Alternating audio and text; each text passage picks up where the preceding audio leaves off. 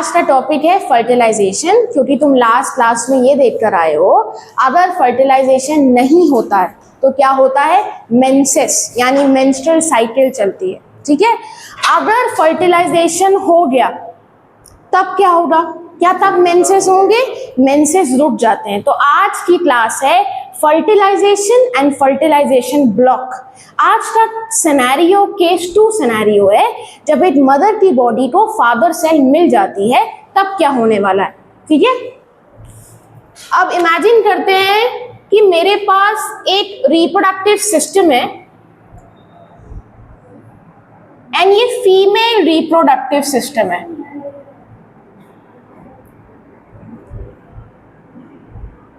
Fallopian tubes दोनों ही side ovary नजर आएंगी और दोनों ही साइड यूट्रस के ऐसे चैम्बर्स नजर आएंगे।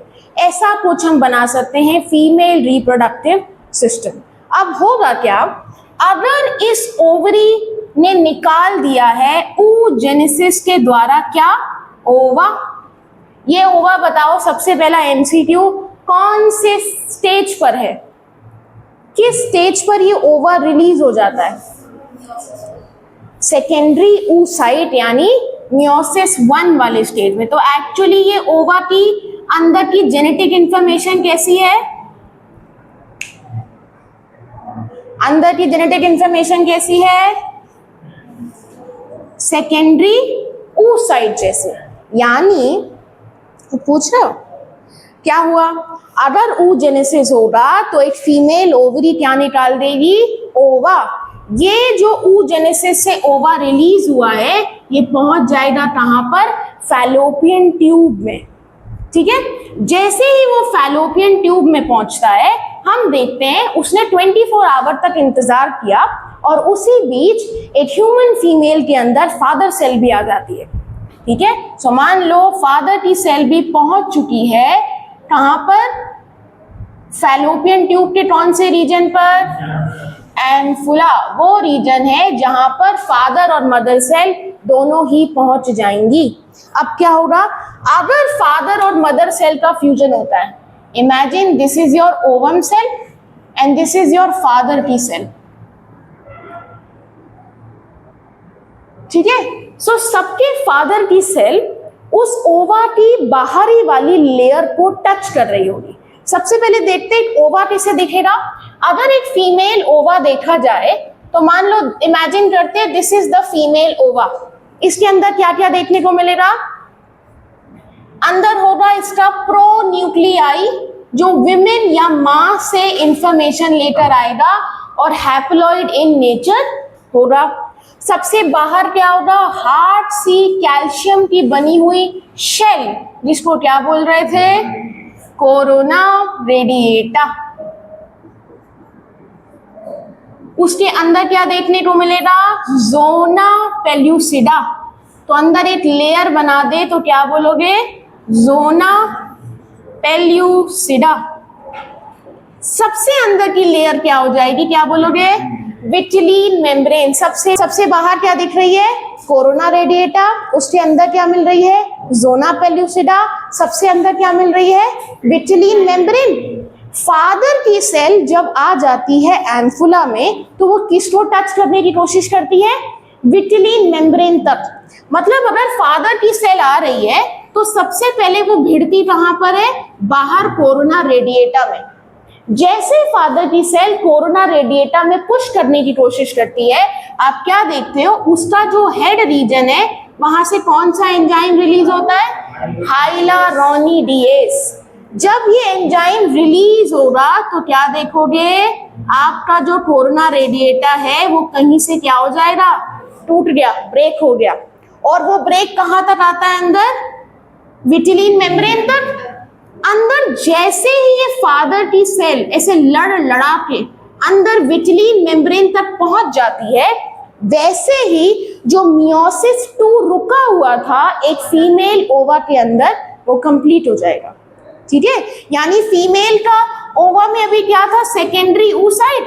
अब अंदर क्या बन चुका होगा, एक्चुअल ओवा यानी actual half cell of the mother. तो हम कहते हैं जब फादर की सेल पुश करने की कोशिश कर रही है तो अंदर क्या मिलेगा, विटिलिन मेम्ब्रेन। जैसे वो विटिलिन मेम्ब्रेन को टच करेगी, वो अपना जितना जेनेटिक इंफॉर्मेशन था वो सब कहाँ डाल देगी, मदर के साइटोप्लाज्म में। किसका साइटोप्लाज्म, ओवा का, नॉर्मल सेल का नहीं, मदर के ओवा का साइटोप्लाज्म में फादर की सेल आ चुकी है। ठीक है, फादर की सेल जैसे आ जाएगी, अब क्या देखोगे, क्या मदर और फादर का फ्यूजन हो जाएगा। फ्यूजन होने की वजह से क्या देखोगे, अंदर क्या बन गया, जाइगोट। बताओ सब जेनेटिक इंफॉर्मेशन क्या होगी, 2n, क्योंकि n from father and n from mother, तो क्या बन गया 2n। अब इधर आते हैं, अगर इस लोकेशन पर दोबारा आए तो क्या देखोगे, क्या जाइगोट बन गया, आसानी से बन गया। This is your tube and this is your uterus. ठीक है, तो फादर की सेल और मदर की सेल मिलकर क्या बन चुकी है, पहली सेल, जिसको क्या पुकार रहे हो, जाइगोट। अब जब जाइगोट पहला बन जाता है ना, वो डिवाइड करता है माइटोसिस के जरिए। कौन सा माइटोसिस, अगर एक जाइगोट की सेल थी वो क्या करेगी, 2 बना देगी।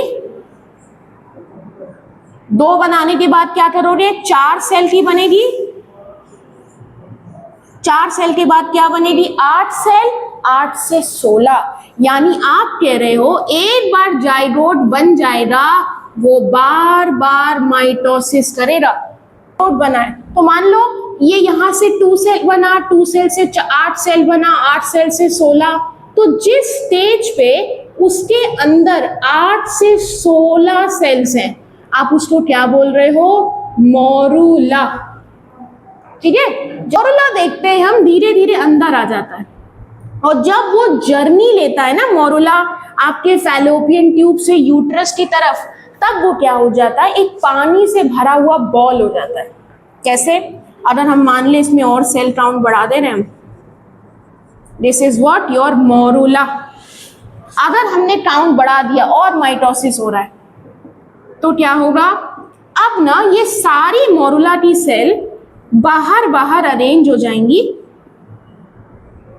और कुछ सेल एक तरफ गुच्छे में जमा हो जाएंगी।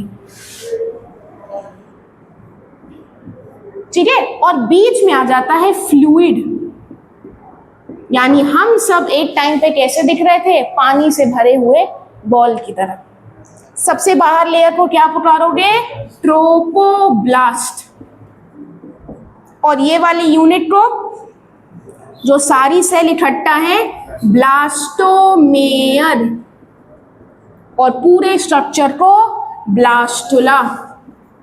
फुल स्ट्रक्चर को क्या बोलते हो, ब्लास्टुला। तो अब क्या होगा, ये ब्लास्टुला कहां पे अटक जाएगा, यूट्रस की लाइनिंग पे। तो यह जो सबसे बाहर वाली ट्रोपोब्लास्ट थी वो क्या बनाएगी, क्रॉनिक विलाई। ऐसे इमेजिन करो, इस तरह ब्लास्टुला दिख रहा था, सबसे बाहर वाली लेयर अपनी सेल्स को ऐसे लंबा फिंगर लाइक ग्रो करने लगेगी। ये सारी इसी की सेल थी, अब वो फिंगर लाइक ग्रो होने लगी और इसको क्या पुकार रहे हो, क्रॉनिक विलाई। ये बच्चे की सेल है, क्रॉनिक विलाई।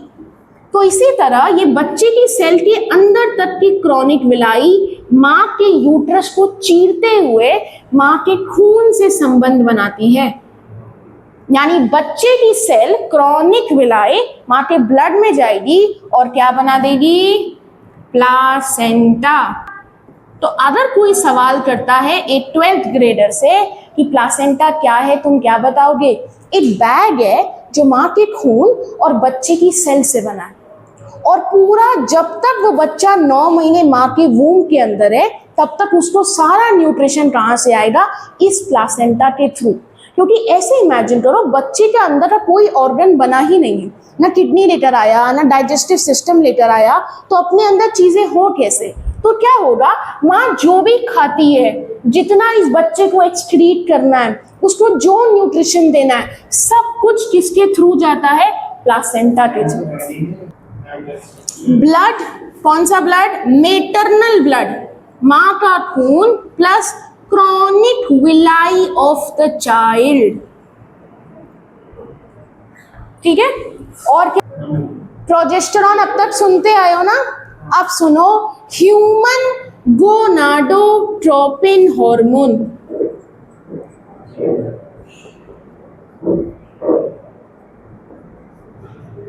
कभी सुना है? ये हार्मोन प्लासेंटा निकालता है ताकि 9 महीने तक बच्चा सुरक्षित रहे। This is the hormone again which is responsible for maintenance of pregnancy. Pregnancy kit ये सब टेस्ट करती है। ठीक, ऑक्सीटोसिन द रिलेशनशिप हार्मोन, बच्चे और माँ के बीच में इमोशनल कनेक्ट बनाएगा, वरना माँ को कभी फील ही नहीं होगा कि ये बच्चा उसका है। फिर जितना लाड प्यार हम लोग को मिलता है वो सब जीरो, क्योंकि हार्मोन ही नहीं निकलेगा, फीलिंग्स ही नहीं आएंगी। और क्या बोल सकते हो? रिलैक्सिन क्या करेगा?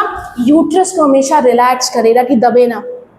अच्छा, ब्लास्टुला के बाद एक स्टेज और आती है, दैट इज वेरी जरूरी स्टेज। सबसे बाहर वाले को बोलोगे, सब ध्यान से सुनना, सबसे बाहर वाली सेल की लेयर क्या है? एक्टोडर्म। अब बच्चा यहाँ ऐसे बैठा तो नहीं है मेरा ब्लास्टुला के बाद, उसने तो और डिवाइड कर दिया अपने आप को। तो जब ब्लास्टुला से और डिवीजन जाएगा तब बच्चा किस तरफ जा रहा है? गैस्टुला की तरफ। क्या होगा? यही वाली सेल का मास, ये जो सेल मास था ना, वो अब टूटने लगेगा और सबसे बाहर वाला क्या कहलाएगा? एक्टोडर्म। ठीक है, सबसे अंदर वाला क्या कहलाएगा? इसको भी हम ऐसे कर सकते हैं, मान लो सब मेरे फिगर बनाने की स्टाइल पे ध्यान दो। अगर हमने बाहर एक्टोडर्म बनाया, कुछ सेल्स ना अंदर आने की कोशिश कर रही हैं, क्या बोलोगे? Endoderm, endo. और कुछ सेल्स ऐसे बीच से निकलती आती हैं, उसको क्या बोलोगे? मीजोडर्म। यानी सेल लेयर का फेट रचा जा रहा है। कल को तुम्हारे हाथ पैर कहाँ से आएंगे, इसका फेट रचा जा रहा है। जो मीजोडर्म है उससे क्या आएगा? अंदरूनी ऑर्गन्स, खून, हार्ट, ये सब। सबसे अंदर क्या आएगा? एंडोडर्म से गट या intestine. Layering of the ball, सबसे बाहर वाले से हाथ पैर त्वचा आएगी, सबसे अंदर वाले से क्या आएगा? स्टाइन या गट, और उसके बीच से क्या आएगा? खून और सारे इंपॉर्टेंट ऑर्गन्स। इस layering of the cell wall या इस लेयरिंग ऑफ द सेल्स को क्या बोलते हो? गैस्ट्रुला। और इस प्रोसेस को क्या बोलते हैं? गैस्ट्रुलेशन। तो अब बच्चा कैसा दिख रहा है? बदल गया है वो। बाहर उसकी एक्टोडर्म आ चुकी है, अंदर एंडोडर्म है, मीजोडर्म है, सब है उसके पास। कुछ समय पे वाटर बैग बनेगा और वो यहाँ पे क्या क्या हुआ फटाफट बताओ। फादर की सेल आई, मदर की सेल आई, फ्यूज होके क्या बन गई? जाइगोट। वो माइटोसिस जा रहा है तो जाइगोट ने क्या बनाया? 2 cell, 4 cell, 8 cell, 16, unlimited times. 16 cell को क्या बोल रहे हो? मोरुला। बच्चा जब यूट्रस के अंदर की तरफ आ रहा था तो वो कैसा दिख रहा था? पानी से भरी हुई बॉल की तरह, यानी ब्लास्टुला या ब्लास्टोसिस्ट, दोनों ही नाम चलेगा। उससे क्या हुआ? लेयर बनी है एक्टोडर्म, एंडोडर्म और मीजोडर्म। अब देखो क्या होगा, अगर बच्चा की लेयर बन गई है ना, एक्टोडर्म, एंडोडर्म, मीजोडर्म बन गया है, तो क्या होगा? सबसे बाहर एक लेयर आ जाएगी। ट्रोपोब्लास्ट सबसे बाहरी है अभी भी, बट उसके अंदर एक लेयर आ चुकी है जिसको क्या बोलोगे? कोरियन। सब ध्यान से सुनो, बाद में लिखना। क्या आई? कोरियन। ठीक है, और एक और लेयर आती है जिसको बोलते हो एलेंटोइस।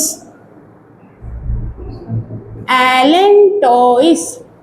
और सबसे अंदर आती है अमनियोटिक या अमनियोन। क्या क्या हुआ? जो तुम्हारा एक्टोडर्म था सबसे बाहर वाला, उसने क्या क्या बनाया है? कोरियन और अम्नियन, ये दोनों लेयर है, बच्चे को कवर कर रही हैं दोनों तरफ से।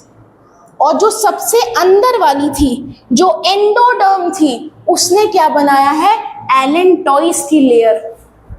जब 3 लेयर बन रही ना, अम्नियन के अंदर पानी भर जाएगा और उसको ही क्या बोलते हो, water bag, amniotic fluid, Hindi में। बच्चा कहाँ गया, गायब? तो बच्चा ड्रॉ करो ना। अब बच्चे की जो नस है उसको क्या बोल रहे थे तुम लोग, अम्बिलिकल कॉर्ड। तो अम्बिलिकल कॉर्ड और अंदर बच्चा, ठीक है, डायकॉर्ड नहीं, थोड़ा और अच्छा बनाओ, थोड़ा अब ना सर उसका शेप लेने लगता है।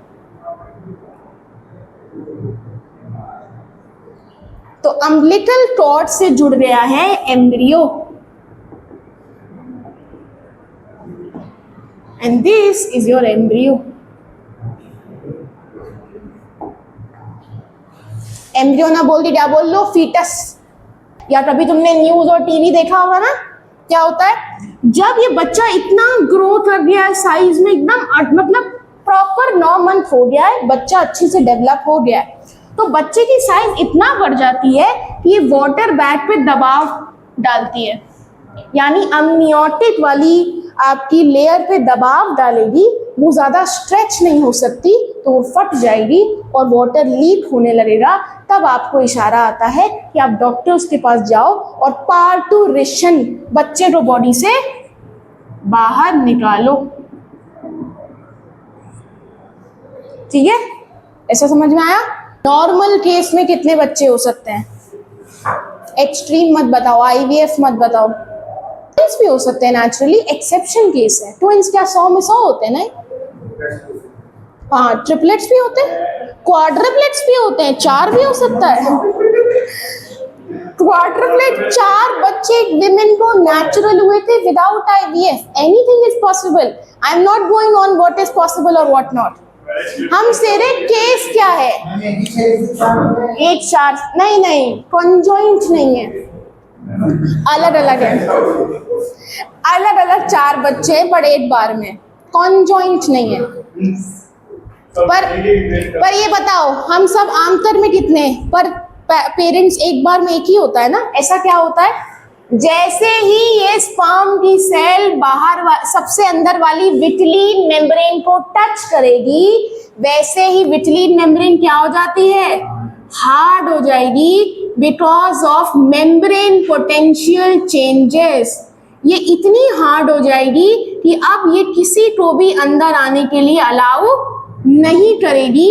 तो जैसे ही मोस्ट ऑफ द टाइम एक फादर की सेल विटलिन मेम्ब्रेन को टच करती है, वो इतना हार्ड हो जाती है, उसके मेम्ब्रेन पोटेंशियल में बदलाव आ जाते हैं, और इसी को बोला जाता है फर्टिलाइजेशन ब्लॉक। यानी most of the time nature's ensures कि एक बार में एक ही बच्चा हो, बिकॉज प्रेगनेंसी इज एग्जॉस्टिव। ठीक है, तो ये बहुत एनर्जी इंटेंसिव काम है, पैदा करना भी इंटेंसिव है तो पालना भी इंटेंसिव है। ठीक है, तो ये टॉपिक होता है यहाँ पे खत्म। अब ड्रॉ कर लो।